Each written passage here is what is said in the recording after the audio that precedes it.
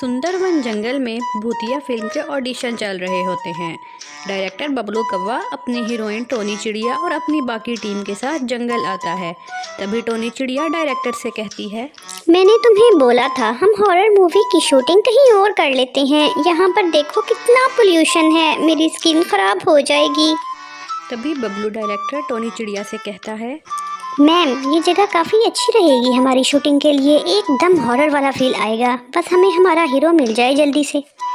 तभी वहाँ पर बहुत से मॉडल अलग अलग जंगल से ऑडिशन देने के लिए आते हैं। तभी किसी दूसरे जंगल से कालू कव्वा भी टोकन लेकर ऑडिशन के लिए खड़ा हो जाता है। सबसे पहले मोंटू नाम का लड़का ऑडिशन देने के लिए आता है। जा सिमरन जा, जी ले अपनी जिंदगी। बारी बारी सभी पक्षी ऑडिशन देने के लिए आते हैं। तभी कालू कव्वा आता है। मैम मैं बहुत अच्छी एक्टिंग करता हूँ, मेरा बचपन से ही एक्टर बनने का सपना था। मैं टोनी चिड़िया का बहुत बड़ा फ़ैन हूँ, इनके साथ काम करना चाहता हूँ। मैं आपको डायलॉग बोलकर दिखाता हूँ। ऐसे बड़े बड़े शहरों में छोटी छोटी बातें होती रहती हैं सिमरन। टोनी चिड़िया कालू कव्वे पर हंसते हुए उससे कहती है, तुम एक्टिंग करोगे? अपनी हालत देखिए, चंपो कहीं का। कई भिखारी आए हैं बड़ा हीरो बनने, मेरे साथ काम करने। सुनो डायरेक्टर, अगर तुमने इसे मूवी में लिया ना तो मैं ये मूवी नहीं करूँगी। बबलू कव्वा कालू कव्वे को मना कर देता है। कालू कव्वा बबलू डायरेक्टर और टोनी चिड़िया से कहता है, मैम बस एक चांस दे दो, मैं आपको नाराज नहीं करूँगा। लेकिन बबलू डायरेक्टर कालू कव्वे की एक नहीं सुनता। कालू कव्वा अपनी इतनी बेइज्जती बर्दाश्त नहीं करता और वहीं सेट पर जान दे देता है। लेकिन किसी को भी इस बात का पता नहीं होता। फिर कुछ दिन बाद डायरेक्टर और टोनी चिड़िया को मोंटू कबूतर नाम का एक लड़का अपनी मूवी के लिए हीरो मिल जाता है। अब रात को शूटिंग शुरू की जाती है। टोनी चिड़िया और मोंटू कबूतर तैयार खड़े होते हैं। डायरेक्टर बबलू कहता है, लाइट्स कैमरा एक्शन। तभी टोनी चिड़िया बोलती है, एक चुटकी सिंदूर की कीमत तुम क्या जानो मोंटू बाबू, हर चिड़िया के सर का ताज होता है एक चुटकी सिंदूर। तभी आवाज़ें सुनकर कालू कव्वे की आत्मा जाग जाती है। शूटिंग चल रही है, मैं भी एक्टिंग करूँगा। जब वो टोनी चिड़िया और बबलू डायरेक्टर को देखता है तो उसे गुस्सा आ जाता है। अच्छा ये वही फिल्म है जिसमें से मुझे इस टोनी चिड़िया और बबलू डायरेक्टर ने निकाला था। अब देखो मैं क्या करता हूँ। कालू कव्वा मोंटू कबूतर के शरीर के अंदर चला जाता है और टोनी चिड़िया से कहता है, ए डायन मकार चिड़िया, तू कितनी चालाक है ना, तू अपने आप को समझती क्या है? हूर की परी, देखी है अपनी शक्ल कभी आईने में? तेरी वजह से मैं मर गया, तेरे आगे मैं कितना गिड़गिड़ाया, तेरे आगे भीख तक मांगी, लेकिन तूने मुझे मना कर दिया।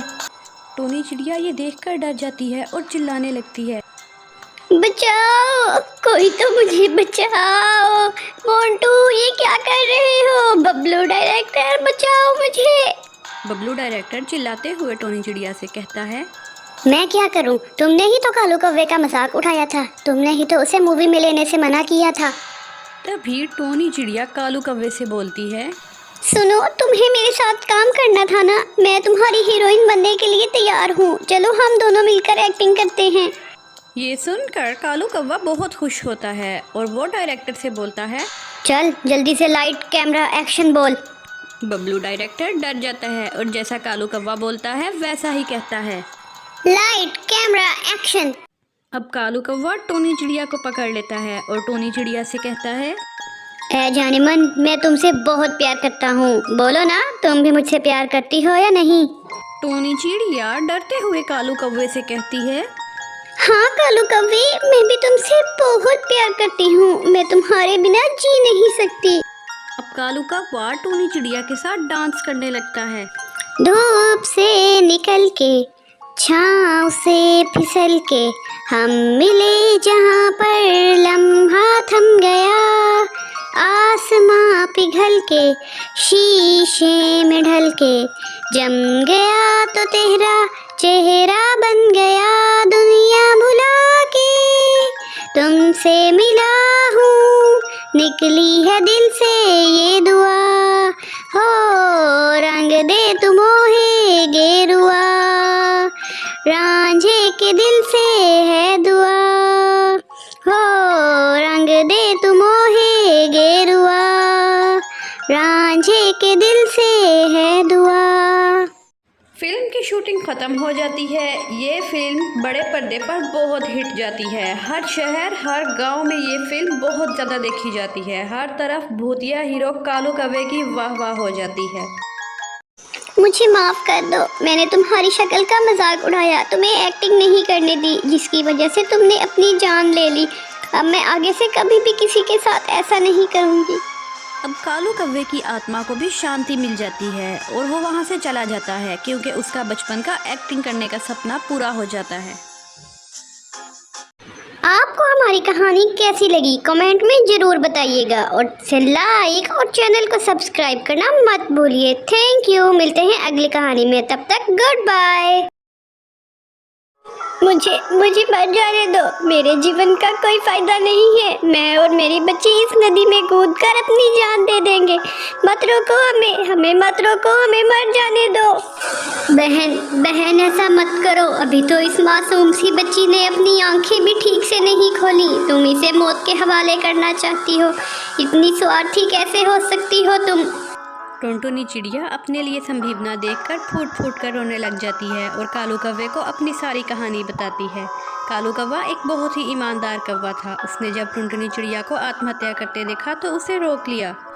टुनटुनी चिड़िया, तुम ऐसा मत करो। टुनटुनी, तुम चिंता मत करो, तुम आज से मेरी बहन बनोगी। चलोगी ना मेरे घर? प्लीज़ टुनटुनी चिड़िया, इंसानियत के लिए ही सही मेरी बहन बन जाओ और मेरे साथ मेरे घर पर चलो।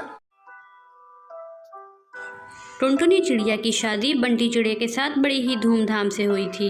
बंटी चिड़िया तो टुनटुनी को पसंद करता था, पर उसकी माँ सुंदरी टुनटुनी चिड़िया को ज़रा भी पसंद नहीं करती थी।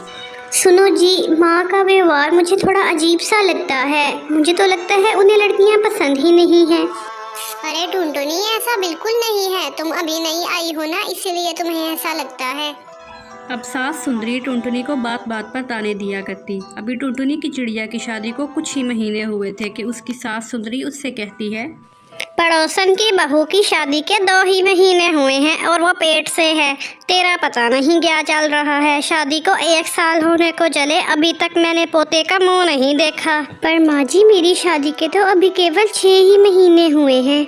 अच्छा, बड़ा जवाब दिया, कैंची की तरह जबान चल रही है। 6 ही महीने हुए हैं तो अभी तो पेट से नहीं है तू। इसी तरह कुछ महीने बीत जाते हैं और टुनटुनी चिड़िया गर्भवती हो जाती है। पर गर्भवती होने पर भी सुंदरी उसे ताने दिया करती और कहती है, अरे सुन, लड़का ही होना चाहिए, लड़का ही वंश को आगे बढ़ाता है। लड़कियों का क्या है, आधी जिंदगी अपने घर में रोटियां तोड़ती हैं और फिर पराए घर चली जाती हैं।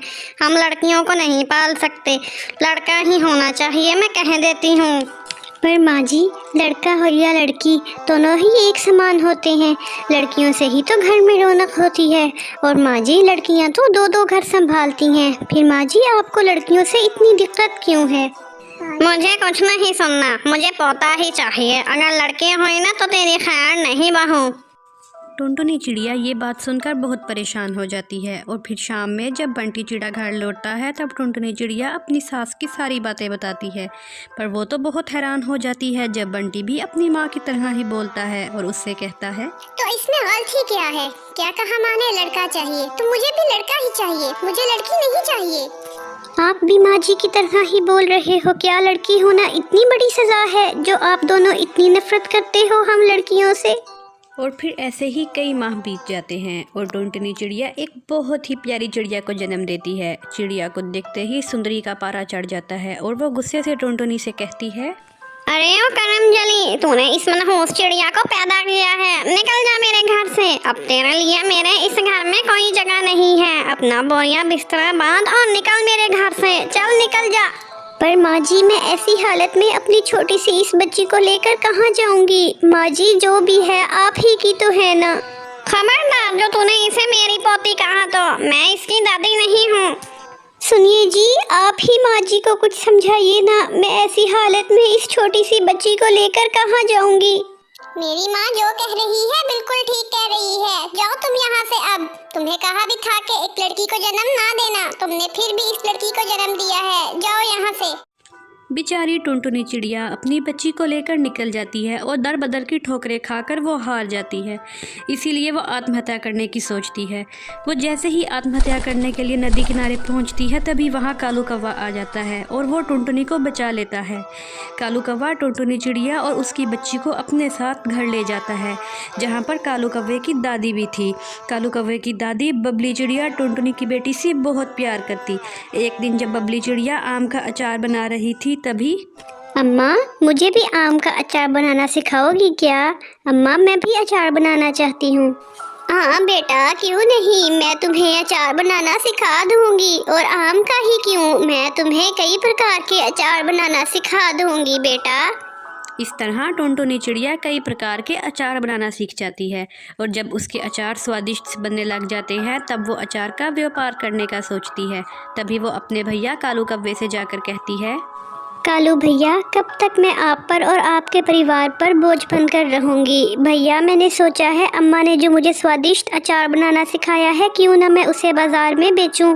अरे टुनटुनी बहना, ये तो बहुत अच्छा विचार है। मैं भी तुम्हारी इस व्यापार में मदद करूँगा। तुम स्वादिष्ट अचार बनाना और मैं इसे बेचने में तुम्हारी मदद कर दूँगा। कल से ही हम अपना व्यापार शुरू करते हैं, क्या कहती हो? भैया, आपकी मदद के बिना तो मैं कुछ भी नहीं कर सकती।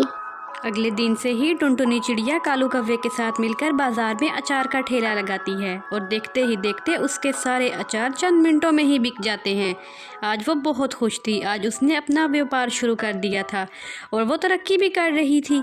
इस तरह कुछ महीने बीत जाते हैं और टुनटुनी चिड़िया का अचार सारे गाँव में अब बहुत फेमस हो गया था।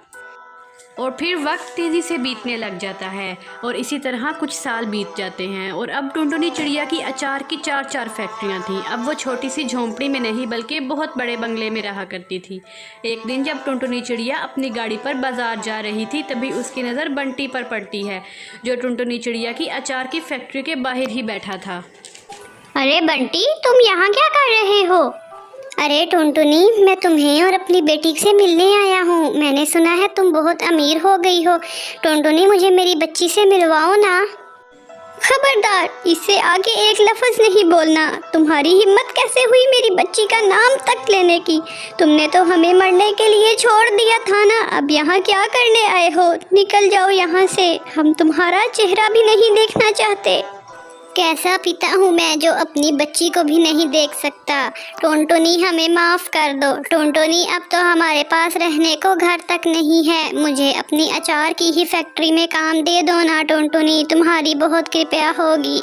अच्छा, वही तो मैं सोचूं, तुम यहाँ अपने काम से आए हो, तुम्हें काम चाहिए ना। ठीक है, मैं तुम्हें काम दे दूँगी, पर एक बात याद रखना, हमारा तुमसे कोई रिश्ता नहीं है अब।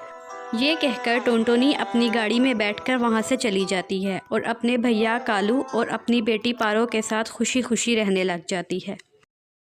अगर आपको हमारी कहानी अच्छी लगी हो तो हमारे चैनल को सब्सक्राइब और हमारी वीडियो को लाइक ज़रूर कीजिए। मिलते हैं अगली वीडियो में, तब तक गुड बाय।